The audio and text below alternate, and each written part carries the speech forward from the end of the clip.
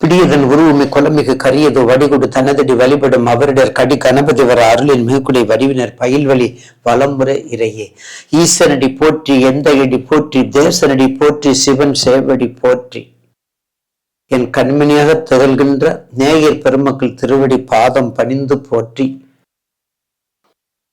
Astro ஆன்மீக astro நிறுவனத்திற்கும் கண்மணியாக திகழ்கின்ற நேயர் பெருமக்களுக்கும் பாதம் பணிந்து சுவாமியினுடைய அருளும் சாமியினுடைய ஆசீர்வாதமும் நேயர் பெருக்கள் அனைவருக்கும் உரித்தாகுக. இன்று நிகழும் மங்களகரமான குரோதி ஆண்டு 14/1/2025 ஜனவரி 14/1/2025 பிரதம திதியும் புனர்பூச நட்சத்திரமும் சித்த யோகமும் கூடிய சுபயோக சுபதினத்தில் மகர மாதமாகிய தை மாதம் மலர்கின்றது. பொதுவாகவே 12 தமிழ் மாதத்தில் மிகவும் வரலாறு பெற்றது, வரலாற்று சிறப்பு பெற்றது, மிகவும் புகழ் பெற்றது. ஏன் அந்த அளவுக்கு நம்ம சொல்வதென்றால், சித்திரை மாதத்தில் முதல் தமிழ் வருட பிறப்பு. ஒரு சாரார் தை மாதம்தான் சில சான்றுகளோடு தை மாதம் தமிழ் வருட பிறப்பு என்று சொல்கிறார்கள். அந்த வகையில் இன்று உங்களுக்கு மனதில் என்ன தோன்றதோ அதை நீங்க வைத்துக் கொள்ளலாம். அந்த வகையிலே மகர மாதமாகிய தை மாதத்தினுடைய 12 ராசிகள் உரிய பலன்களை பற்றி நேயர் பெருமக்களுக்கு தொகுத்து வழங்கி பதிவு செய்ய உள்ளேன். அதற்கு இடையில் இந்த மாதத்திற்குரிய முக்கிய நிகழ்வுகளை நாம் கொஞ்சம் தெரிந்து கொள்ளணும் இல்லைங்களா? அந்த வகையிலே தை மாதம் 1ஆம் நாள் தட்சநாயனம் முடிந்து உத்தராயணம் புண்ணிய காலம் ஆரம்பிக்கிறது. தெற்கு முடிஞ்சு வடக்கு ஆரம்பிக்கிறது. என்னைக்குமே பாருங்க, வடக்கு முகத்தில் உள்ள விநாயக பெருமான், வடக்கு முகமுள்ள அம்பிகை, வடக்கு முகமுள்ள பெருமான் ஈஸ்வரன் எல்லாமே கொஞ்சம் சிறப்பா இருப்பாங்க. அந்த திசைக்கு ரொம்ப முக்கியத்துவம் உண்டு. 4 திசைகளுக்கு அந்த பேசிங் ரொம்ப முக்கியமாக உண்டு.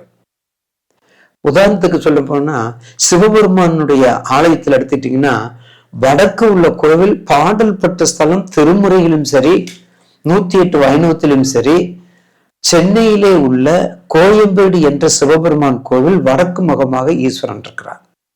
அப்போ எவ்வளவு பிரசித்தி பெற்றது பார்த்தீங்களா? அதே போலதான் உத்தராயணம். அந்த உத்தராயணத்துல வரக்கூடிய தை மகர ஜோதி, மகர விளக்கு, தை மாத பிறப்பு, தமிழர்களுடைய தனிப்பெரும் திருவிழா, மகர சங்கராந்தி, சூரிய வழிபாடு, ஆதித்ய வழிபாடு, இப்படி நம்ம புகழ்ந்து கொண்டே போகலாம். புத்தாடை உடுத்தி, புது நெல்லு, புத்தாடை, அதாவது தை என்றால் புதுசுன்னு அர்த்தம். தை என்றால் அனைத்தும் புதுவை, புது பொலிவுடன் இருப்பது. அதனாலதான் அந்த தை மாதத்தை நம்ம முதல் மாதமாக வைக்கிறோம்னு சொல்லி சில கருத்துக்கள்லாம் இருக்கின்றது. அதனாலதான் புது நெல்லு, புது நாத்து பாவி, புது நெல்லு அறுத்து பொங்கல் படைத்து இறைவனுக்கு படைத்து, அதுல முடிவும் முதலமற்ற சூரிய பகவானுக்கு அதை நம்ம முன்னிறுத்தி ஆதித்ய ஹிருதயம் பாடி, சூரியனுடைய காயத்ரியை பாடி அவரை நம்ம வருக வருக என்று வரவேற்கிறோம். மகர சங்கராந்தி.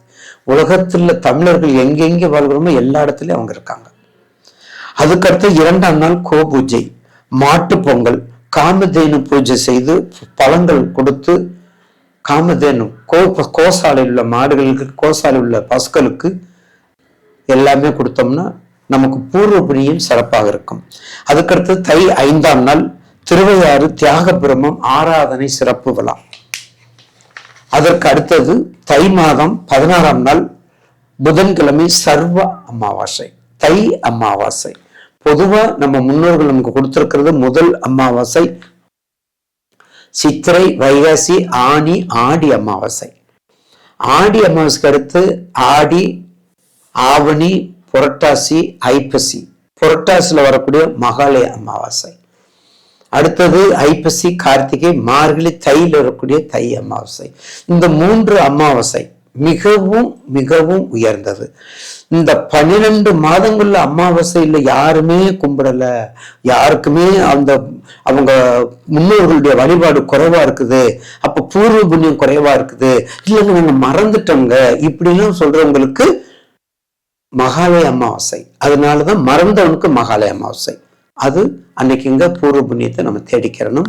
தீர்த்தங்கள்ல குளிக்கணும், கடல்ல குளிக்கணும், கடல் 6ல 7ல குளிச்சு அவங்களுக்கு நம்ம வழிபாடு பண்ணணும். அடுத்தது தை 19 வரகுந்த சதுர்த்தி. அந்த சதுர்த்தி பிரதோஷம் சதுர்த்தியை சேர்ந்தவர்கள் பிள்ளையார் வழிபாடு, பிள்ளையார் நோன்பு இருப்பது சிறப்பு. அடுத்தது 24 நாள் ரத சப்தமி. இது ரொம்ப முக்கியங்க.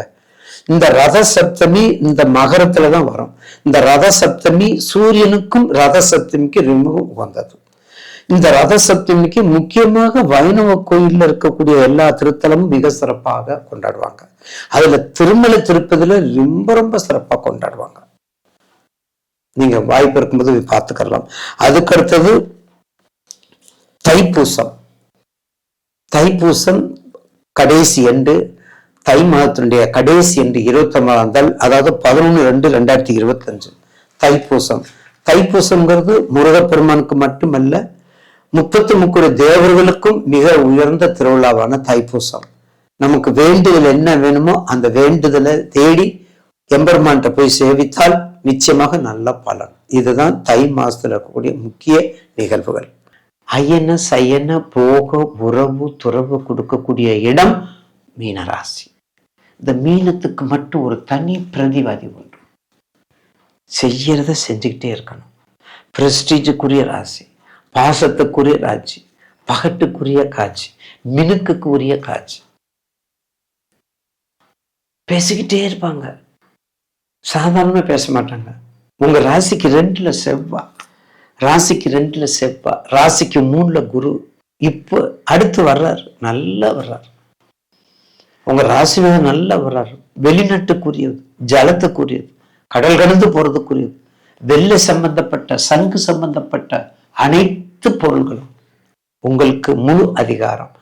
அதாவது சங்கு மட்டும் இல்ல, டியூப்லைட் இப்ப வெள்ளை ஆயிடுச்சு, மெர்க்குரியும் வெள்ளை ஆயிடுச்சு, சோடியம் சிவப்பாயிடுச்சு, சோடியம் வெள்ளை இருக்குது. அப்படிப்பட்ட எல்லா வகையிலையும் உங்களுக்கு எல்லா வகையிலையும் பொருளாதாரத்துல சீர்தூக்கி நிப்பாட்டக்கூடிய ராசி மீன ராசி. அப்ப இப்படிப்பட்ட ராசிக்கு ஐயா நீங்க ஒருத்தர் தான் இப்படி எல்லாம் சொல்லிட்டு இருக்கிறீங்க, எல்லாரும் கஷ்டம் கஷ்டம்ங்கிறாங்கல்ல, என்னங்க கஷ்டம்? 7.5 உங்களுக்குமா? விருச்சகத்துக்கு வரலையா? தனுசுக்கு வரலையா? மகரத்துல சாதிக்கலையா? கும்பத்துல தலை தூக்கி நிக்கலையா? அடுத்து மீனத்துக்கு தானே வருது. மீனத்துக்கு வரும்போது நிச்சயமாக விருச்சகத்துள்ள தாக்கம் இருக்காது. கடகத்தில் உள்ள கண்ணீர் வடிப்பு, இரத்த கண்ணீர் வடிப்பு இருக்காது. ஏன்னா ஒவ்வொரு கோள்களுக்கும் அதனுடைய நிஜ கேரக்டர் இருக்குது. அதனுடைய பிறப்பு உரிமைன்னு சொல்றோம் பாத்தீங்களா, அந்த பிறப்பு கேரக்டர் இருக்கிறதுனால குருனுடைய கேரக்டர் அங்கே ஆதிபத்தியம், குரு ஆதிபத்தியத்தோடு சேரப்பார். யாரு? சனீஸ்வரர். அதனால 7.5 சனீஸ்வருடைய தாக்கங்கள் மீன ராசிக்கு கண்டிப்பாக குறையும். எங்க வீரியம் இருக்கும்? ராகு திசையில சந்திர புத்தி, சந்திர திசையில ராகு புத்தி, கேது திசையில சந்திர புத்தி, சனி திசையில சந்திர புத்தி தாக்கத்தை கொடுக்கும், வீரியத்தை இருக்கும். என்ன சொல்லணும் கேட்காது, விபத்துக்கள் அடைஞ்சே தீரும். ஒரு முறை கூட ஒரு ரத்த காயம் இல்லாம இருக்காது. அது ரத்த காரியம் இல்லைன்னு வச்சுக்கோங்களேன், அடுத்து என்ன செய்யும் தெரியுமா? கோர்ட் செமீன். அவர் என்ன பண்ணுவாரு? டிராபிக் இன்ஸ்பெக்டர் எழுதி கொடுத்துட்டு போயிடுவார். அப்ப என்ன பண்ண? வவுச்சரை ரிசீப்ட போய் நீ போய் கட்டணும், பெனால்டி கட்டணும். இந்த மாதிரி நேரங்கள் எச்சரிக்கையாக இருக்கக்கூடிய ராசி மீன ராசி. இந்த மாதிரி பெனால்டி கட்டக்கூடியது, விபத்துக்களுக்கு உரியது, ஆபத்துக்கு உரியது. முன்னெச்சரிக்கை நடவடிக்கையாக இருங்கள், மிக மிக எச்சரிக்கையா இருங்கள். வயசை பொறுத்து இருங்கள், வயசை பொறுத்து காத்திருங்கள். 27 to 30 திருமணம் தான். 27 to 30 திருமணம். 15 வயசா படிப்பு, ஹாஸ்டல்ல விடுங்க, கவனமா படிக்கட்டும். தம்பி நீ கலெக்டர், தம்பி நீ கலெக்டர், தம்பி நீ கலெக்டர், தம்பி நீ வக்கீல், தம்பி நீ வக்கீல், தம்பி நீ மினிஸ்டர். இப்படியே சொல்லுங்க. இப்படியே டைரி, புது வருஷம் மறந்துருச்சு, டைரி எழுதுங்க. தைரியத்தை எழுதுங்க. இப்படியே எழுதி எழுதி அவர் மனசை அப்படியே கொண்டு வாங்க. உள்ள வந்து லயத்து கொள்ள வேண்டும். உள்ள வந்து லயத்து கொள்ள வேண்டும். ஒரு மனதோடு இருக்கணும், ஒரு முகத்தோடு இருக்கணும். அப்படி இருந்தா மீனராசி நேயர்களுக்கு அரசாங்க வேலை மட்டுமல்ல, அதிகார தோரணை, அரசாங்க வேலையும் உண்டு, அதிகார தோரணையும் உண்டு. அறிவோடு சேர்ந்த வேலை, கொஞ்சம் பிரஸ்டீஜ் சேர்ந்திருக்கு, கொஞ்சம் பிரஸ்டீஜ் சேர்ந்திருக்கு. குரு இல்லையா, கொஞ்சம் பிரஸ்டீஜ், வெளிநாடு, வெளிநாட்டு யோகம், அப்ராடு கண்ட்ரி, இந்த குருனுடைய பிரித்தி ஹோமம், குருனுடைய பிரித்தி ஹோமம், குரு பிரித்தி கண்டிப்பா பண்ணிக்கோங்க. என்னைக்கு? 14/4/2025, 14/4/2025 குரு பிரித்தி ஹோமம் பண்ணிக்கங்க. குரு திசையில உங்களுக்கு, குரு திசையில மிக உயர்ந்த அற்புதமாக இருக்கக்கூடியது, மிகவும் கவலை அளிக்கக்கூடியது, மிகவும் கவனத்தோடு இருக்கக்கூடியது குரு திசையில புதன் புத்தி, புதன் திசையில குரு புத்தி. இந்த டாமினேஷன், இந்த லிங்க், இந்த ரிலேஷன்ஷிப்ல மட்டும் கவனமா இருக்கும். அப்படி இருந்துகிட்டா வெற்றிவாக சொல்லக்கூடிய நேரம் இந்த நேரம். யாரு? மீனத்துக்கு. ஆக மீனராசி நேயருக்கு 7 என்று பயப்படாதீங்க. இந்த மாசத்துல உங்களுக்கு வேண்டிய மஞ்சள், விவசாயம், கரும்பு, ஸ்வீட்டு, வெளிநாடு, ஃபிஷ்ஷு, கடல் சம்பந்தப்பட்டவை, மீன் சம்பந்தப்பட்டவை, எல்லா ஒயிட் சம்பந்தப்பட்டவை, நவரத்னங்கள், மஞ்சள் சம்பந்தப்பட்டவை எல்லாமே பண்ணுங்க. கண்டிப்பாக அகலக்கல் வைக்காம கொஞ்சம் பொறுத்துக்கங்க. அடுத்து பாதச்சனி வருது, அடுத்து குரு பயிற்சி வந்துருது, கடகத்துக்கு வந்துருது. அப்ப கடகத்துக்கு வரும்போது நிச்சயமாக உங்களுக்கு ஒரு நல்ல பலன் உண்டு. இதுலயும் உண்டு உங்களுக்கு. அப்ப கடகத்துக்கு வரும்போது நிச்சயமாக உங்களுக்கு ஒரு குரு பலம் 9ஆம் பார்வையா வரும்போது குருபலமும் வந்துடும், சனியுடைய தாக்கம் குறைஞ்சிடும். அப்ப எல்லா வகையிலும் யோக பலன் உண்டு. யாருக்கு? மீனராசிக்கு. அப்பா திருச்செங்கோடு எம்பெருமான் அர்த்தநாரீஸ்வரர் வழிபாடு, திருச்செங்கோடு அர்த்தநாரீஸ்வரர் வழிபாடு பண்ணுங்க. அதுக்கு அடுத்தது மீனாட்சி அம்மன் வழிபாடு பண்ணுங்க. மனோரஞ்சித பூ வாங்கி 48 நாளைக்கு ஒரு 2 பூ அம்பாள் பாதத்துல போட்டு மனோரஞ்சிதம் பூ போட்டு நல்ல சிவபுராணம் படிங்க, சிவபுராணம் படிங்க. அதனால கண்டிப்பாக எல்லாமே தடங்கள் எல்லாமே வெற்றியை கொடுக்கும் என்பதில் மாற்று கருத்து அல்ல. குரு வழிபாடு, அந்த குரு பார்த்தீங்களா, அதாவது குருன்னா ராகவேந்திரார், அதாவது திருவண்ணாமலையில் இருக்கக்கூடிய மலையை சுற்றி இருக்கக்கூடிய குருமார்கள், விசிறி சாமியார் சொல்றோம், சாஸ்திரிகள், பகவான் ரமண மகரிஷி, அந்த மாதிரி குரு வழிபாடு நல்ல பண்ணி வந்தால் எந்த தாக்கமும், அதாவது உங்கள் 7 நடக்கக்கூடிய கஷ்டங்கள் குறைய ஆரம்பிக்கும். முழுவதும் நீடிக்க, முழுவதும் நான் சொல்ல மாட்டேன். 7 செஞ்சுதான் ஆகும். கஷ்டம் வரும். 100 ரூபாய்க்கு கஷ்டம் வந்தா இந்த பிரார்த்தனை பண்ணும்போது 40 ரூபாய்க்கு மட்டும் கஷ்டம் வரும். அந்த பெர்சன்டேஜ் 140% சுகமான வாழ்வு இருக்கும் என்பதுல மாற்று கருத்து அல்ல என்று கூறி நான் விடைபெறுகிறேன். நன்றி, வணக்கம். சிவாய நமக. திருச்சிற்றம்பலம்.